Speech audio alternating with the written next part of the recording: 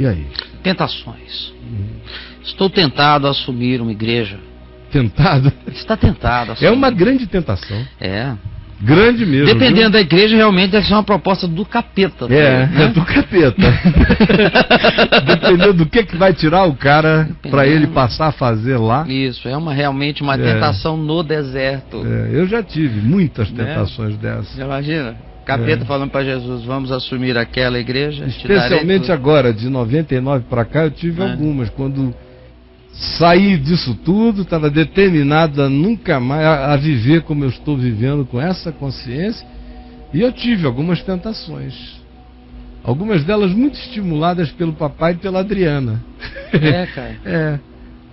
Porque eram igrejas muito boas, de gente muito boa, queridos, santos, amigos me oferecendo todas as seguranças para ir para lá. E obviamente um pai olha para o filho que já está ficando velho, e meu pai já quase indo, estava querendo que eu tivesse uma velhice tranquila. Aí, não, filho, vai ser bom para você e tal, tudo mais, a Adriana também, mas o meu coração não queria. Mas rejeitei a todas. Você chegou a cogitar ou você... Eu tive muitas propostas. De cara você já falou que não queria. Você chegou a pensar no assunto? 3 delas eu pensei. Umas você chegou a avaliar? 15 eu chutei de bate-pronto. Assim. Mas 3 você pensou? 3 eu considerei por causa dos convidantes. Que legal. Não era nem por causa do convite. Por causa de quem estava convidando. Minha consideração pelos que convidavam. Mas no meu coração eu não queria. Uma delas para o exterior. Já que, como eu tive para ficar lá em 99, antes de voltar para cá, eu tive vários. E para outros lugares do mundo também, com muito conforto. Mas eu nunca quis, eu nunca optei pelo conforto para tomar uma decisão na vida. Nunca. Decisão sobre meu ser nunca foi baseada em quem dá mais, onde é mais gostoso, em nada disso. É onde sempre a questão é, Senhor, aonde será mais essencial? Aonde é que tu me plantas? Põe-me lá. Porque a pior coisa que tem é você ir para onde Deus não te enviou e querer dar fruto onde Deus não te plantou. É isso aí. Vamos lá então? Tentando assumir uma igreja. Tentado a assumir uma igreja. Caio, estou na tentação de assumir uma congregação aqui da Assembleia de Deus. Sabe, Caio, já tinha desistido dessa ideia de ministério em tempo integral, mas agora me veio essa proposta. Aí ele faz uma pergunta: é possível, caixa alta, ser um pastor de Deus dentro dessa denominação sem cair na tentação de falsificar o evangelho? Como conciliar o ministério pastoral com as necessidades pessoais e humanas que todos nós temos, Caio? Um abraço. Bom, necessidades pessoais e humanas, como o Belém disse hoje aqui no Eu na Vem VTV no início do programa, quando ele disse estou fazendo tendas, ele quis dizer isso. Necessidades. Estava sem recursos para ministeriais para o sustento dele, estava tendo que se virar. Fazer tendas. Como Paulo, que na maioria das vezes estava fazendo tendas enquanto pregava. Paulo se sustentou a maior parte do caminho.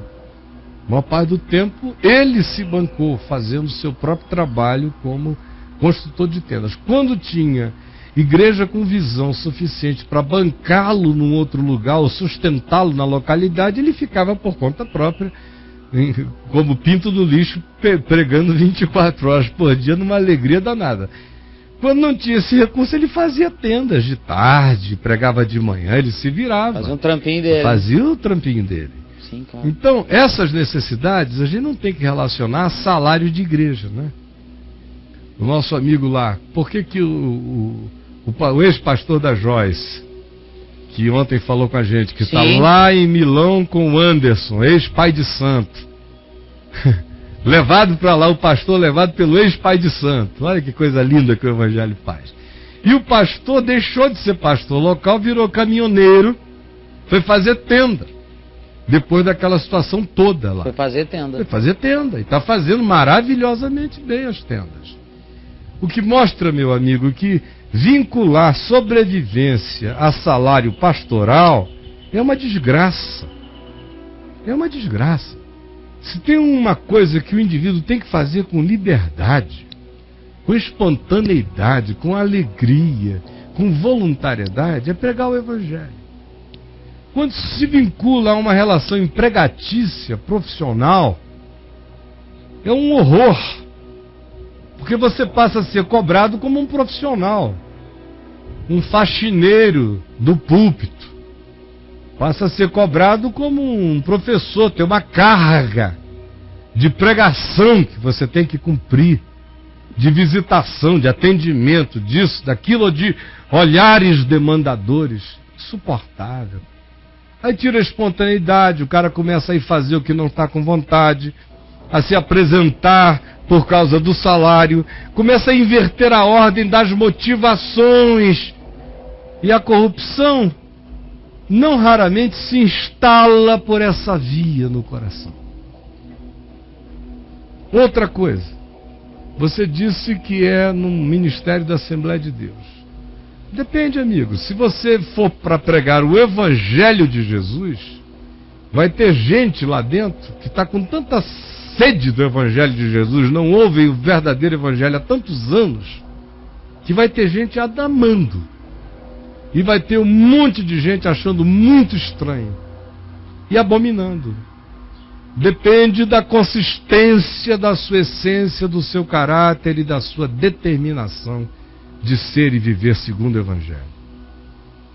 Aí pode ser que você dure um tempo lá, mas pode ser que depois de um tempo se torne insuportável, como a gente vê toda hora acontecendo aqui. O cara é pastor denominacional e se converte ao Evangelho.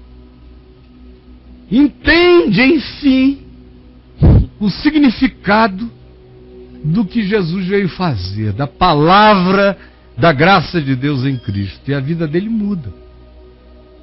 E aí ele começa a pregar o Evangelho de Deus no mesmo púlpito, para as mesmas pessoas, e o conteúdo, como é diferente,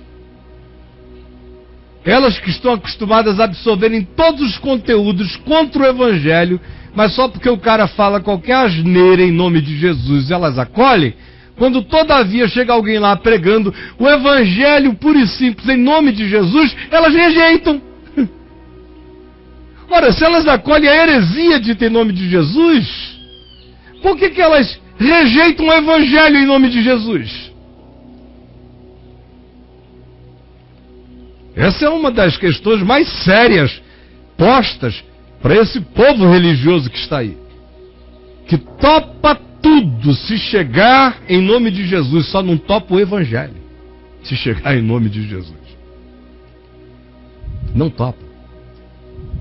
Então provavelmente o que acontece é que depois de um tempo você se torne insuportável nesse ambiente, se você quiser ser coerente e honesto. De modo, meu amigo, que se a tentação é por causa do salário, por favor, vai criar galinha. Faz qualquer negócio, mano. Mas não entra nessa para ficar dependente de dinheiro, de presbítero, nem de humor de meia dúzia aí de pessoas, ou de gente que pode de repente boicotar você só porque você não se alinha na mensagem com que eles determinaram que tem que ser o veio doutrinário a ser lá divulgado. Então, se essa é a condição, eu sugiro a você que não embarque em tal pastoreio por causa de salário. Jamais. E vá pela pregação. Cuide de ter seu próprio pão. O que eles derem a você, que eles deem espontaneamente. Mas no dia que quiserem determinar, encabrestar você, você não estará nas mãos deles, assim espero. E aí? Eu fico impressionado você falar assim, o cara às vezes é pastor de uma denominação, aí ele vai e se converte. É claro. Quer dizer, pressupõe-se que todo cara para ser pastor deveria já ser convertido de antemão, né? Mas eu aprendi isso quando eu me converti, porque logo depois de convertido eu comecei a expulsar demônio de pastor. Cara. Porque o cara era pastor, mas não era convertido. Como é que pode? Demônio de pastor, pressão de pastor, de mulher de pastor, possessão de mulher de pastor, tudo isso lá em Manaus. Manaus, década de 70, meu querido, foi o meu Atos dos Apóstolos. Eu fui exposto a todas as loucuras do mundo de cara, que coisa maravilhosa. Já crescer sem fantasia e sabendo exclusivamente o que era essencial e o que não era, para não perder tempo com o que não seja.